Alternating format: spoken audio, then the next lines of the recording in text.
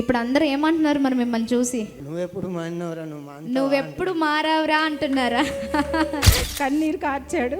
అంతే, లేచి ఇంట్లోనే బాటిల్ ఉంది, ఆ బాటిల్ పట్టుకెళ్ళి పగలగొట్టేసి ఈ రోజు నుంచి నేను తాగనని దేవుడికి దండం పెట్టుకున్నాడు. మన 40వ రోజు ఉపవాస ప్రార్థనకు లాస్ట్ రోజున వస్తే నేను వచ్చినప్పుడు మా కుమారుడు గురించి కూడా నేను బలంగా ప్రార్థన చేస్తున్నా. ఆయన తాగుడు అయితే తాగుడు మానేయాలి తండ్రి, నా కుమారుడు అయితే తాగుడు బంద్ చేయాలి. తాగుడు గురించి భార్య కూడా వెళ్ళిపోయింది. నీ డాడీ మాట్లాడిన మాటలు, వాగ్దానాలు పట్టుకున్నా. నీ పిల్లలు ఆశీర్వదించబడతారు, నీ కుటుంబం ఆశీర్వదించబడుతుంది, అన్ని 7 వాగ్దానాలు చెప్పారు. అయితే ఇంటికి వచ్చేసరికి నా కుమారుడు వచ్చి ఉన్నాడు. 40వ రోజు ప్రార్థన పెట్టుకున్నాడు.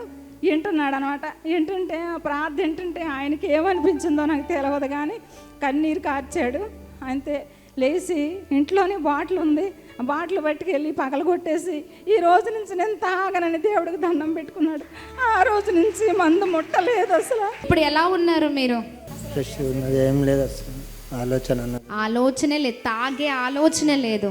ఇప్పుడు అందరూ ఏమంటున్నారు మరి మిమ్మల్ని చూసి? నువ్వెప్పుడు మారినవరా, నువ్వెప్పుడు మారావురా అంటున్నారా?